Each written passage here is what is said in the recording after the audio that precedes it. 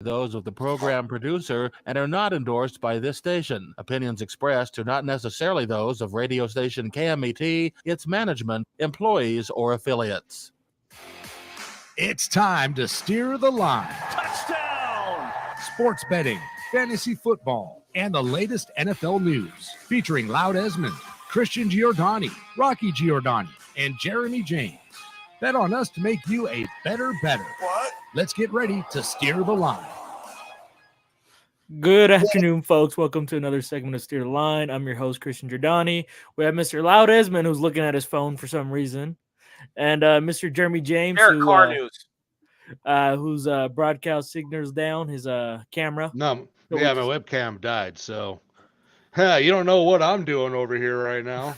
I could not be wearing doing pants. it in his He could be doing a Jeffrey Toobin. So there you go. Yes, there's that. A lot of news today. A lot of news. A lot of NFL news, XFL, USFL news. The draft's right around the corner. Jalen Hurts just got a massive deal, so let's get that out of the way first. The highest paid NFL player of all time now, Jalen Hurts, 5 years, $255 million guaranteed, including a $23 million signing bonus, $179 million fully guaranteed, with an annual salary of $51 million. It's a very team-friendly. It's a very team-friendly deal, though.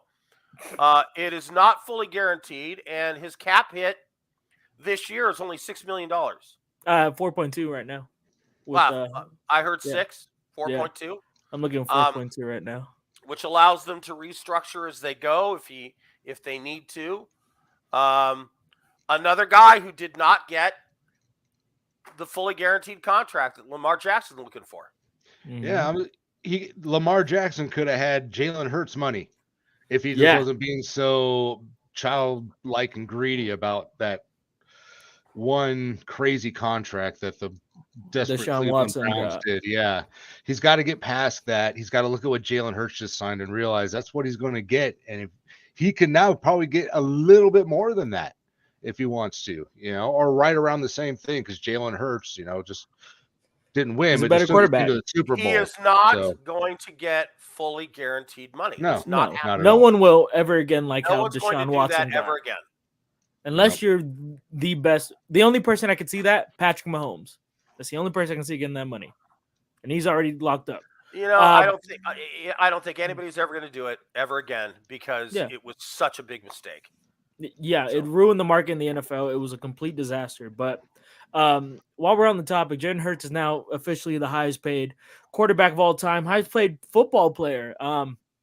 Yeah, Lamar Jackson's really kicking rocks right now. He really feels sorry for himself. I guarantee you that.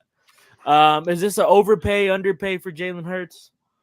That's what the market calls for right now. I mean, he's, one of the top quarterbacks in the league. He's proven that. And I think that's what these guys are going to start getting paid. That's the market, and he should be leading it. 100% Loud. I'm down. He's down. Not my money. Yeah, not my money either. Jalen Hurts, in my opinion, top 5 quarterback in the league right now. Great arm, great legs. I'm not going to say he carried the Eagles to a win. They obviously carried him the other way around, but he had the best single performance in a quarterback in Super Bowl history and still lost. So, well-deserved money for Jalen Hurts. Very proud of him. By the way, who is the now, we're going to take Aaron Rodgers out of this equation. Who's the second best quarterback in the NFC? Second best quarterback in the NFC? Who's up there? I'm trying to think of everyone that's over there right now. I'm going through my. Well, it's not Matthew Stafford. It's not Matthew Stafford. Not right now. No, he's old. He's got bum. I like Jared Goff, but it might be Derek Carr. Jared Goff's good. Yeah, it is Derek Carr. That's what I think it might be Derek Carr. That's exactly the article that I just read. Guess what? The second best quarterback in the NFC is on the Saints. Well, Jalen Hurts in the NFC. He said besides Jalen Hurts. Besides Jalen Hurts. No, he said besides Aaron Rodgers. No, he said taking Aaron Rodgers out of it. All right, taking Aaron Rodgers out of it. Okay, Aaron Rodgers has now been reported has said he either plays for the Jets or he's retiring. He's retiring, yeah.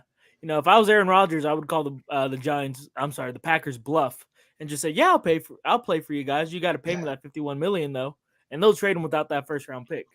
No, but I think you're right. When you go up and down those rosters and you look at those starting quarterbacks, is Kirk Cousins better than Derek Carr? It's debatable. Nah, they're about the same person, really. Yeah. Derek Carr. I mean, Kirk Cousins. No, not right now. He's not right now. Beat up. 2 years ago, yeah. Well, 2 years ago, yeah. He's gonna have to make a big bounce back. So no, I think you're right. No. Well, that's debatable. He's a turnover machine, man. He's there. Geno might be right there after last year's performance, but he's got to do it again. Wow. So the Derek NFC Carr got some bum quarterbacks if you really think about it. Yeah, the NFC sucks at quarterback. I mean, the AFC has way too many great quarterbacks. Bengals, they have Mahomes, Burrows, Allen, Burrow. Allen. Yeah, they have everyone, man. Aaron Rodgers at the Jets. Tagovailoa. Yeah, whoever Carolina drafts might be the third best quarterback in the NFC. I was thinking that the same way. He very might well be. There's just not a whole lot going on. There's some guys that are performing well. Like Loud said, I like Jared Goff. But I wouldn't put him up in the upper echelon right now. Honestly, I would playing well on that team. I would probably take Jared Goff over a lot. He might be top 5 in the NFC. I would put him top 3 if you think about it. So he's the only one aside from Jimmy G's in the AFC now to bring a team to a Super Bowl. There you go. Yeah. Man, that's bad. Fun. All right, do we talk draft now, or what do we do? Yeah, well, we have other news. Jameson Williams from the Lions, along with 4 other players and a Washington defensive end, are suspended for betting, not even on football, as Loud was talking about earlier before we were live. Well, there were a couple of players that did bet on football, but here's the one that really pisses me off. Half of these guys are being suspended because they were betting on sports other than football because they were inside an NFL facility when they placed the bets. In other words, they were on their cell phone in the locker room, in the training room, in the whirlpool, whatever. Mm-hmm. That is bull crap. Given the Dallas Cowboys Stadium has Caesar Sportsbook all over it. Every NFL broadcast now. DraftKings and broadcast and Fox Sports bet. The numbers are across the bottom of the screen now, right along with the daily scores and injuries. Yep. So what a bunch of freaking hypocrites. The NFL and the owners can make billions, not millions, on sports gambling, on football, and the players get suspended if they bet on other sports. What? Stupid. Yeah, I didn't understand that. The whole Pete Rose thing, man. Yeah, I understand. What I read was they were betting on college football, which again they reiterated is not against NFL rules, but it's just because of where they were doing it. It doesn't make much sense to me at all. If they're not betting on the sport they're playing, then it shouldn't be an issue since they have the right to sports bet wherever they are, like anybody else. Yeah, well, they're all being suspended 6 games for the beginning of this season. Well, a couple of those guys are for a full year because they bet on NFL games, and that's the minimum. The Lions have already cut those 2 players. Yep. So that's tough. Yeah, that is tough. And they weren't stars; they were just guys. Well, Jameson Williams could be, but he's gonna set himself back even more now. Yep. Yeah. Jameson Williams was great. He was on the Saints before he was on Lions, right? No, he's the rookie they drafted last year. He is the rookie they drafted. Yeah. And he came in hurt, so he dropped a little bit in the draft. Everyone says he's, the next big thing, but he was never quite healthy enough last year. Well, as of right now, Jameson Williams has a 6-game suspension. All right, moving on. Right around time to get to the draft. Let's do it.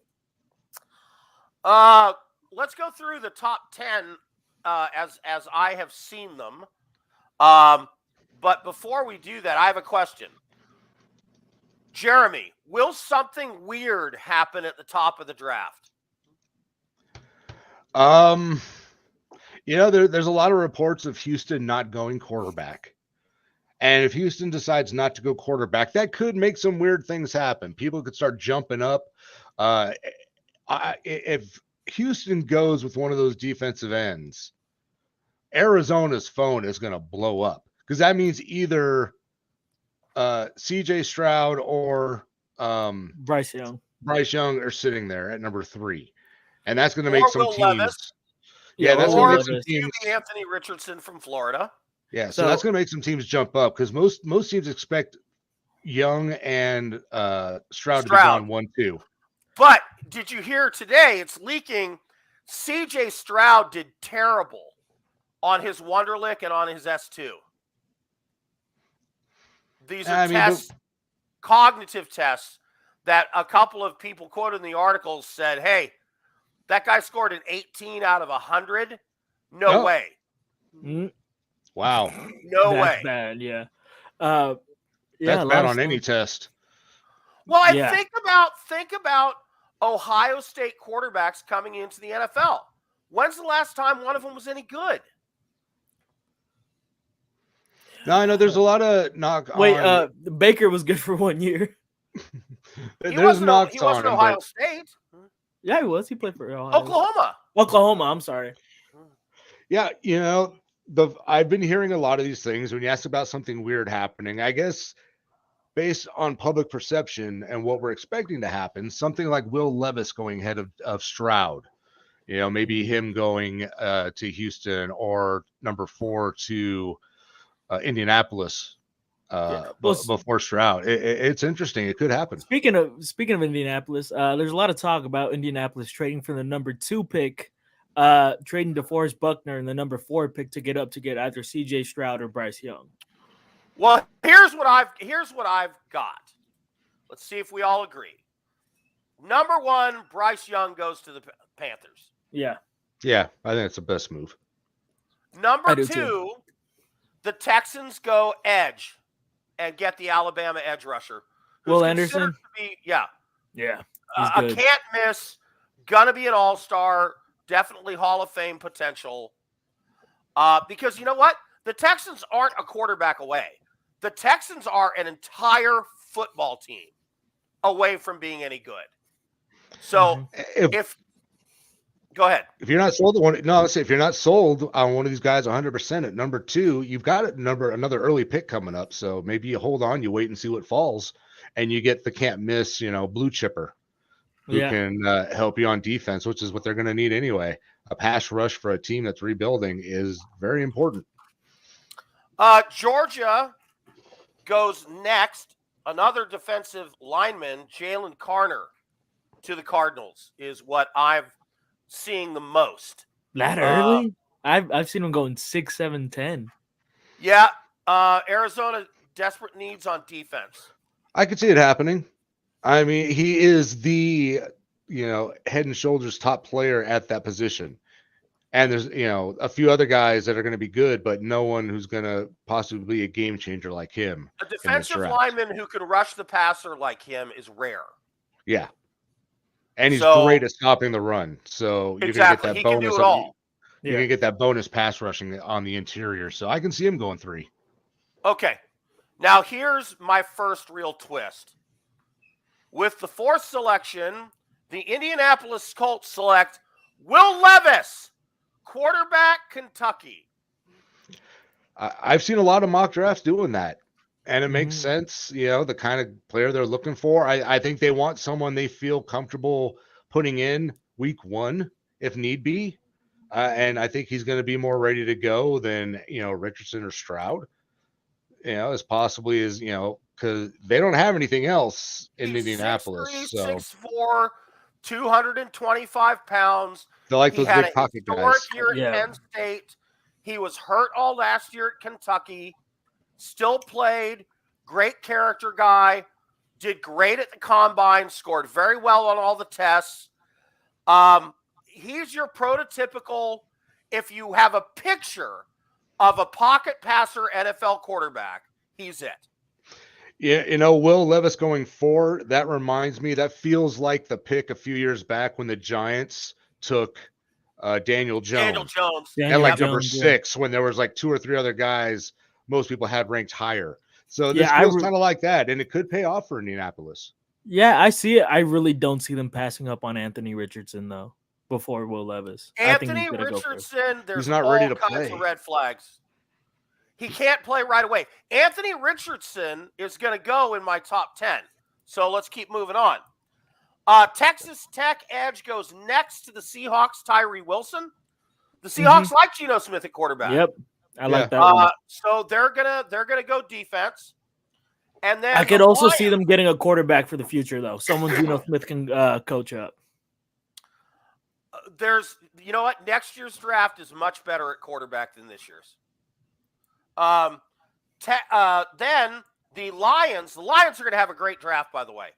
The Lions get all-star Illinois corner Witherspoon with the 6th pick.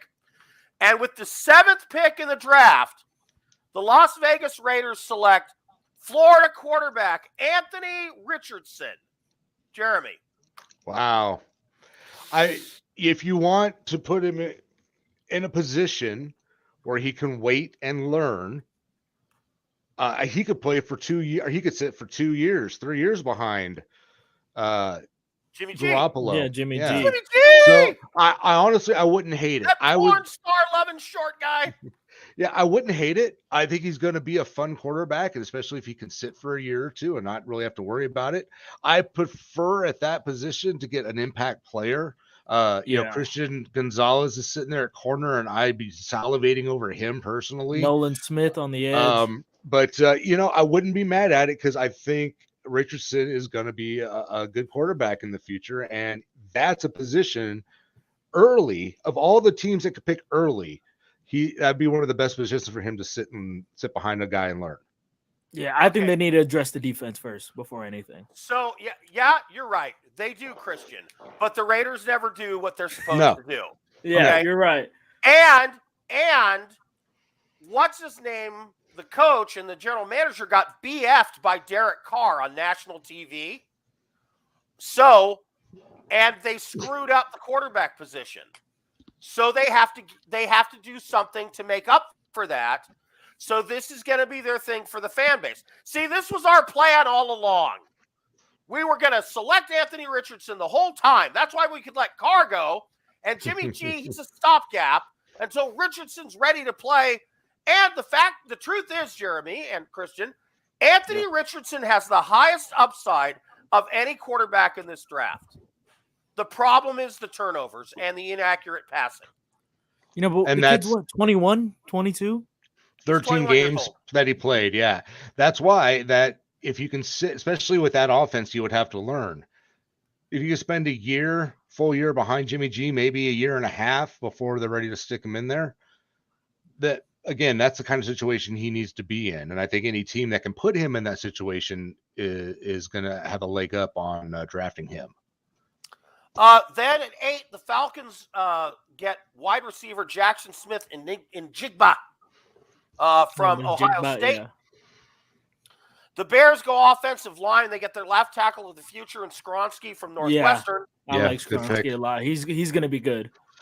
The Eagles then go safety to replace the safety they lost, and they get Brian Ranch. I'm going to disagree with you. I think they're going to go Bijan Robinson.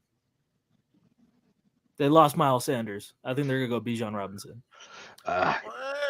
Here's the thing, and it's funny because I like that, and it makes sense.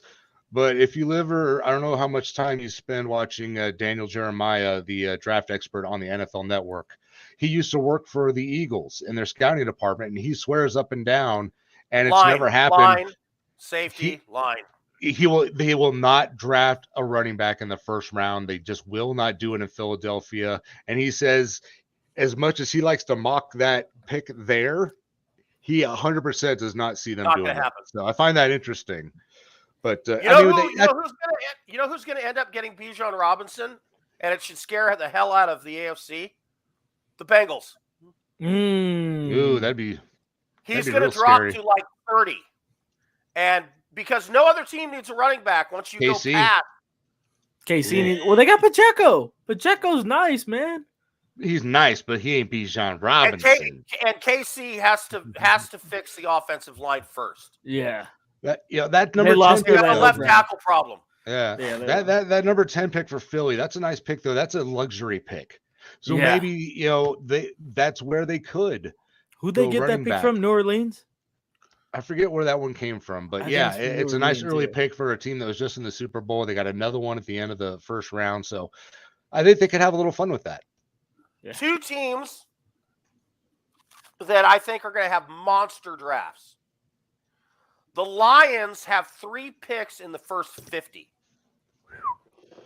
And they have a weakness at cornerback, and they let their all-star tight end go. They're going to go corner, the tight end, Dalton Kincaid, and then corner. And they're going to get 2 top-end potential starting corners. And right now, he can play. He'll be a top 10 tight end within a couple of years, if not right away. And the Lions are going to load up on defense. They have something like 15 draft picks, 3 in the first 50. And then the Seahawks, they're going to go defense, defense, defense. They've got 3 picks in the first 50. And so the Seahawks, I think, are going to be a really good team next year. Geno, I don't see him taking a step back. The running game will be just fine. They've got 2 great receivers. They have an okay tight end. Their offensive line is pretty solid. Their defense needs help. Go ahead, Christian. No, I'm just saying, letting you know 5 minutes, but I don't disagree with any of those takes. I could see Geno Smith taking a step back. He's turning, 31 next year? Quarterbacks play till they're 70 now. Look at Brady. I understand that, but, he just got paid. He was playing for a bag last season. He got his payday. Let's see if he still comes out hungry. If he does, I'm going to keep my mouth shut for Geno Smith for the rest of the year. I should have done that last offseason. But, we're going to see. Hey, Loud, do you have your 11 and 12 picks there out of curiosity? Yeah, I can pull them up. Give me I mean, do you, because I'm curious who you have going to Houston there with that number 12 pick and their second early pick. Because you guys with the way your draft fell out, Loud, CJ Stroud is there after the top 10. I don't know if even with someone that knocks on him right now, I don't know if I see him getting out of the top 10. I'm trying to figure out who is that team that could jump up and make that trade to get CJ Stroud. At 12, USA Today, which I think has the most accurate draft right now, has Will Levis going to Houston Texans. Yeah. If Levis isn't there and the Raiders take Anthony Richardson, yeah, I could see the Lions going, okay, this is a luxury pick now. We got our star defensive guy. We got a bunch of other picks. Let's get a quarterback that might be the guy. Lions next pick's all the way down to 18, isn't it?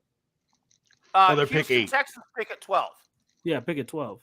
Oh, wait, no, they're Lions. Yeah, they're pick 12. At 2 and at 12. Yeah, Tennessee's got 11. I think Tennessee goes with a quarterback. Oh, if CJ Stroud's sitting there at 11, they'll jump all over him. Right now, I don't think CJ Stroud's going to fall out of the top 5. So I got Tennessee getting up Hendon Hooker. Tennessee, they have a history of drafting bad quarterbacks. So we're gonna rock with it. We're gonna rock with the trend. I think Hendon Hooker is gonna be a bust, but I also think Tennessee's gonna take him. And where are they picking? 11. Let me see. I had 10, 11. Oh, I have him taking the wide receiver Quentin Johnson from TCU.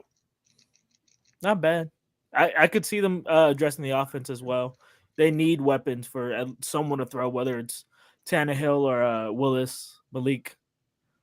All right, I can. No, I'm going to say it's not a thing that they historically do, but if you're sitting there at number 7, where Vegas is, and Richardson and Stroud are still available, and teams are calling you about that number 7 pick, I would consider trading out. I would, if you can stay in the decent area of the mid to late first round, not too late, maybe like 15 to 22, something like that. I don't know who's in that range, but I would definitely trade out if I were them. Maybe pick up another second or third if they can.